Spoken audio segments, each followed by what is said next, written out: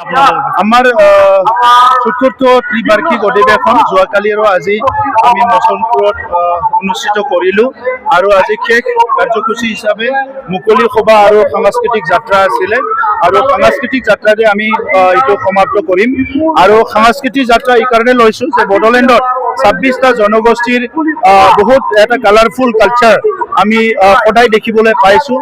এই সংস্কৃতিটো সদায় বড়োলেণ্ডত জীয়াই ৰাখিব লাগিব।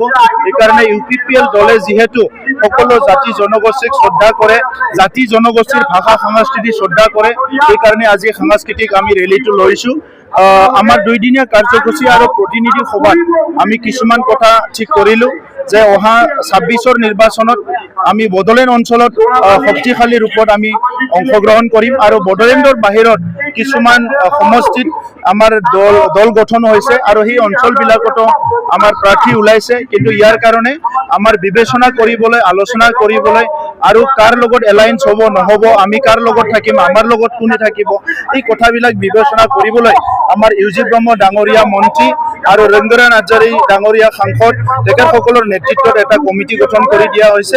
ইয়াৰ ওপৰত অতি শীঘ্ৰে এটা সিদ্ধান্ত হ'ব। ইয়াৰ লগে লগে বড়োলেণ্ডত পুনৰ যিটো হিংসাৰ এটা পৰিৱেশ আজি ৰিপিট হৈছে, এইটো আমি দুখ প্ৰকাশ কৰিছোঁ। কিন্তু যোৱা 5টা বছৰত UPPLে সংখ্যাগৰিষ্ঠ নাছিল যদিও আমি শান্তি প্ৰতিষ্ঠা কৰিব পাৰিছোঁ আৰু এই ক্ষেত্ৰত কেন্দ্ৰ আৰু ৰাজ্য চৰকাৰে আমাক সহায় কৰিছিলে। আমি তেখেতসকলক ধন্যবাদ জনাইছোঁ। অনাগত দিনত বড়োলেণ্ড অঞ্চলৰ সকলো জাতি জনগোষ্ঠীৰ নাগৰিকে যাতে সদায় নিৰাপদে জীৱন যাপন কৰিব পাৰে, ইয়াৰ কাৰণে UPPL দলে আমি কাম কৰি যাম। তৃতীয় কথা, আমি SRৰ ওপৰত আলোচনা কৰিছোঁ, যি স্পেচিয়েল ৰিভিজন হৈ আছে। তাত আমাৰ কথাটো এটাই যে কোনো প্ৰকৃত ভাৰতীয় নাগৰিকে যাৰ ভোটাধিকাৰ সাব্যস্ত কৰিবলৈ বয়স হৈছে, কোনো যাতে বঞ্চিত নহয় আৰু বঞ্চিত হোৱাটো আমি নিবিচাৰোঁ। ইয়াৰ কাৰণে আইনগতভাৱে, সাংবিধানিকভাৱে চৰকাৰৰ বিভিন্ন কৰ্তৃপক্ষৰ লগত বা কনচাৰ্ণ ডিপাৰ্টমেণ্টৰ লগত আমাৰ হেঁচা প্ৰয়োগ কৰিবলৈ আমি কাম কৰিম।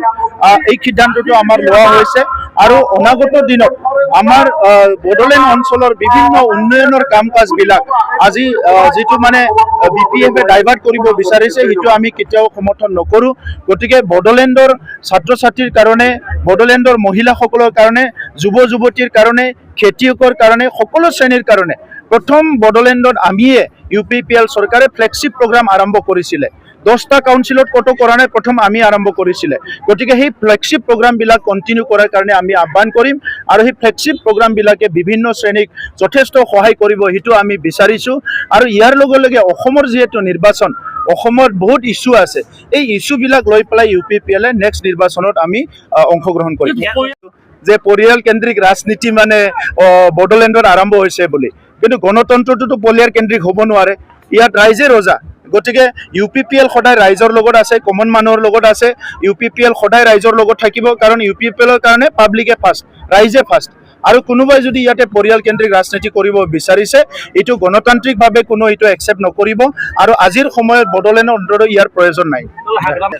আপোনালোকে নিউজটো বনাই আছে, দেখা পাই আছোঁ মই। বলক, এইটো ইছ্যুটো এতিয়া এই সময়ত প্ৰাসংগিক হৈ থকা নাই। কাৰণটো হৈছে অলৰেডি ষ্টেট গভৰ্ণমেণ্টে ৰিপৰ্ট দিলে, ইয়াৰ ওপৰত ট্ৰাইবেল অৰ্গেনাইজেশ্যন, অনা ট্ৰাইবেল অৰ্গেনাইজেশ্যন বিচৰা নিবিচাৰা চবে বিভিন্ন স্থিতি লৈ পেলাই কাম কৰি আছে। আমি যিকোনো সমস্যাবিলাক স্থায়ী সমাধান বিচাৰোঁ, অস্থায়ীভাৱে সমাধান কৰি পেলাই সাপটো মাৰিব বিচাৰি মানে নেঙুৰত কোবাই বিষ ৰাখি থোৱাটো আমি নিবিচাৰোঁ। জাতি জনগোষ্ঠীক যাতে কোনো কষ্ট নাপায়, সকলো জাতি জনগোষ্ঠীয়ে কনভিন্স হোৱাকৈ কিবা সূত্ৰ ওলাই পেলাই সমস্যাবিলাক সমাধান কৰিব লাগে। 6 মাহৰ কাৰণে।